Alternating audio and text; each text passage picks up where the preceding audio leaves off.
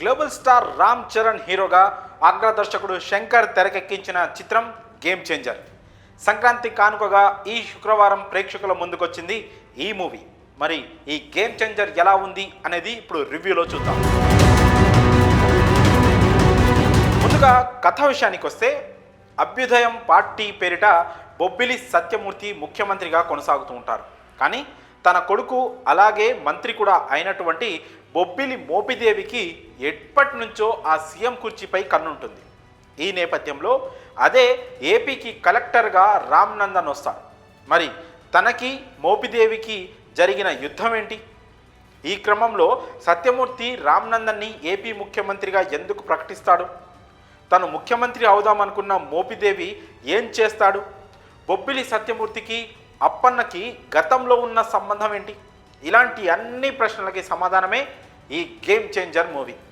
ఒకే ఒక్కడు శివాజీ తదితర సినిమాల్లో లాగానే గేమ్ చేంజర్ కూడా సమాజాన్ని ప్రక్షాళన చేయాలనే అంశం చుట్టూ సాగే కథ.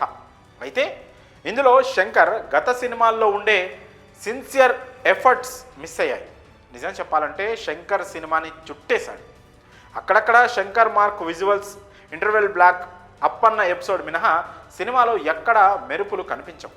ముఖ్యంగా శాసన వ్యవస్థ, ఎన్నికల సంఘం చుట్టూ సాగే సంఘటనలు మొత్తం అవుట్డేటెడ్గా మారిపోయాయి. ఈ సీక్వెన్స్ అంతా పూర్తి నాటకీయంగా, సహజత్వానికి దూరంగా తెరపై ఆవిష్కరించారు. ఇక మూవీలో లవ్ ట్రాక్ గురించి ఎంత తక్కువ మాట్లాడుకుంటే అంత మంచిది. ఇంటర్వెల్ బ్లాక్ తర్వాత అప్పన్న క్యారెక్టర్ రావడం, ఓ 15 నిమిషాల పాటు మూవీ ఎమోషనల్గా కనెక్ట్ అవ్వడంతో గేమ్ చేంజర్ బయటపడ్డట్టే అనిపిస్తుంది. కానీ ఫ్లాష్ బ్యాక్ అయ్యాక శంకర్ మళ్ళీ చేతులు ఎత్తేయడంతో సినిమా గ్రాఫ్ అమాంతం పడిపోయింది. ఈ మూవీలో అతిపెద్ద ప్లస్ ఏంటి అంటే రామ్ చరణ్ కష్టం. యాంగ్రీ యంగ్ మ్యాన్గా, అప్పన్నగా, పబ్లిక్ సర్వెంట్గా చరణ్ మంచి నటన చూపించాడు. లుక్స్ కూడా అద్భుతంగా ఉన్నాయి. అప్పన్న పాత్రలో అయితే ఏకంగా జీవించేశాడని చెప్పొచ్చు. కానీ హీరో కష్టానికి దర్శకుడి నుంచి ఎలాంటి సపోర్ట్ లేకపోవడం ఇక్కడ ఒక షాకింగ్ అంశం. కియారా అద్వానీ పాత్రకి పెద్దగా ప్రాధాన్యం లేదు. పాటల్లో మాత్రం అందంతో కట్టిపడేస్తుంది. అంజలి పార్వతి పాత్రలో అలరించేసింది. ఆమె పాత్ర నేపథ్యంలోనే భావోద్వేగాలు పడ్డాయి. మినిస్టర్ మోపిదేవిగా ఎస్జే సూర్య నటన సినిమాకి ఒక హైలైట్. శ్రీకాంత్కి కీలక పాత్ర దక్కిందని చెప్పొచ్చు. సునీల్ది సైడ్ యాంగిల్ పాత్ర, అందులో కొత్తదనం ఏమీ లేదు. ఇక బ్రహ్మానందం ఇలా కనిపించి అలా వెళ్ళిపోయారు. ఇక టెక్నికల్గా మాత్రం గేమ్ చేంజర్ విజువల్ ట్రీట్ అని చెప్పుకోవాలి. తిరు విజువల్స్తో ఆకట్టుకున్నాను. ప్రతి సన్నివేశం గ్రాండియర్గా కనిపిస్తుంది. తమన్ సంగీతం చిత్రానికి ప్రధాన బలం.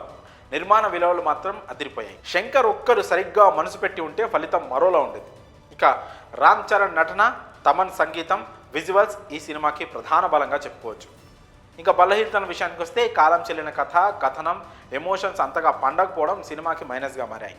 ఇక ఓవరాల్గా గేమ్ చేంజర్ ఆశించిన స్థాయిలో అయితే లేదని చెప్పొచ్చు.